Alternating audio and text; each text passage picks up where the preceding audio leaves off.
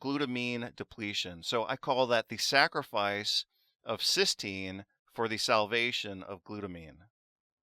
When cysteine depletion leads to glutamine depletion, this results in leaky gut bacterial translocation that promotes additional infection and inflammation, and it releases pro-inflammatory TLR4 signaling, and that leads to excess or exaggerated inflammation and also other immune impairments. Loss of cysteine and glutathione leads to more viral replication, so that increases the viral load, and loss of cysteine and glutathione leads to more viral mutation, and that leads to increased immune escape and the continuation of these viral infections.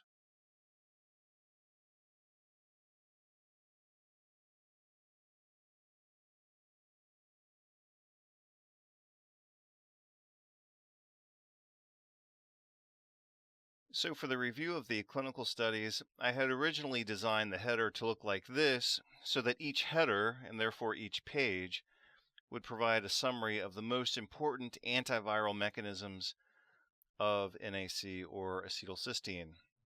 However, as I started to develop those pages, I could see that the headline or the header here was actually taking up too much space. So you'll have to keep these ideas in mind as we go through some of the clinical studies that I'm going to review on the next few pages. So when we think of NAC and its antiviral mechanisms, actions, and benefits, you want to think of it being anti-inflammatory, immunopotentiating or supporting immune function, because like I said before, I want you to think of cysteine as being a requirement, almost like a fuel for the immune system.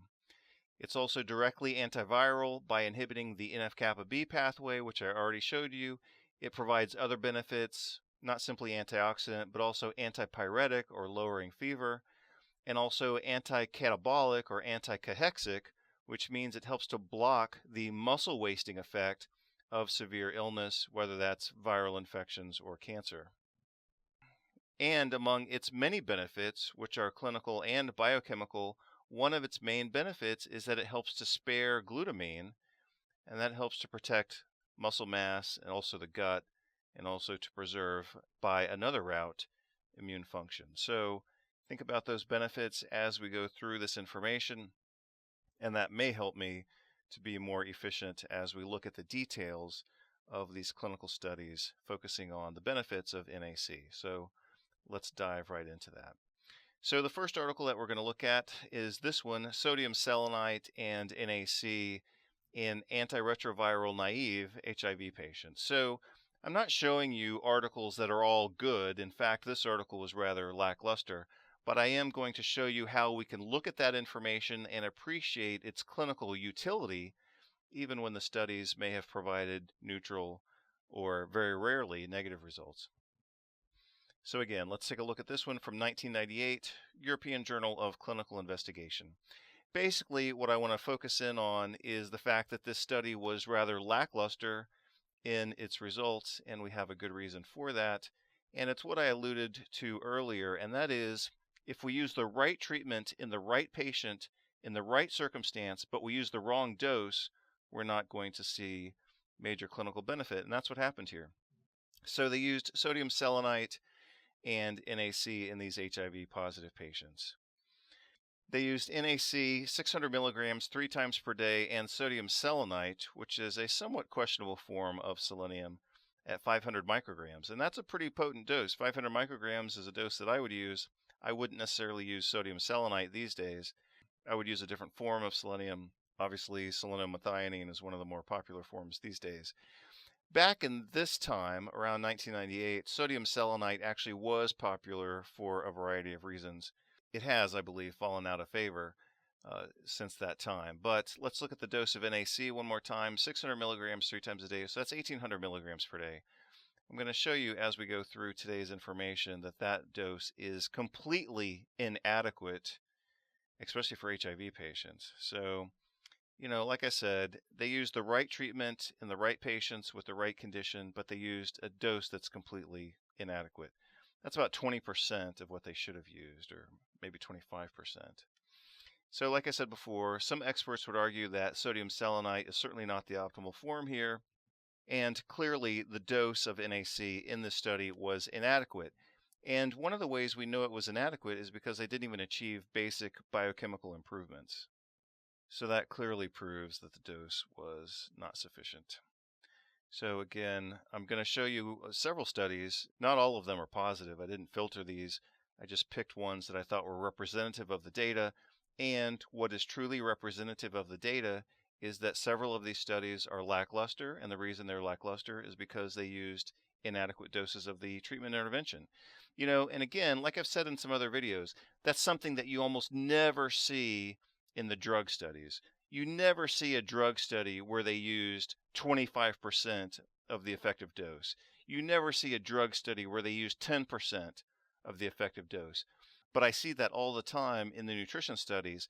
So the question is, why, on such a consistent basis, are these nutrition studies properly designed, properly selected in terms of patients, the proper treatment is selected, they're using it in the right condition, and then they give 10% or 20% of the appropriate dose?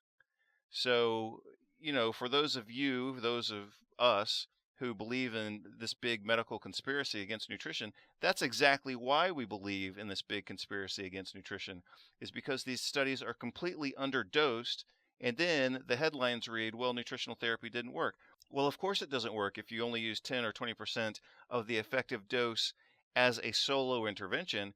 If you're going to use 20% of the dose in a combination intervention, well, maybe then it has some chance because of the nutritional synergy and the biochemical synergy that takes place. But when they use a solo therapy underdosed, then of course the clinical response is going to be underwhelming as well. Let's take a look at another study here.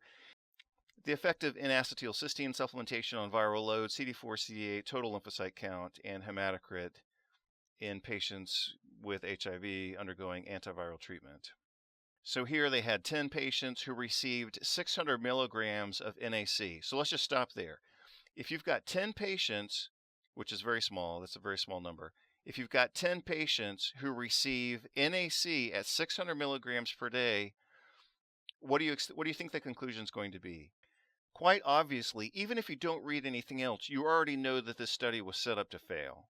Because for a study with a small number of patients, in this case they only had 10 participants, in order to show statistical significance with only 10 patients, the outcomes, the results would have to be huge.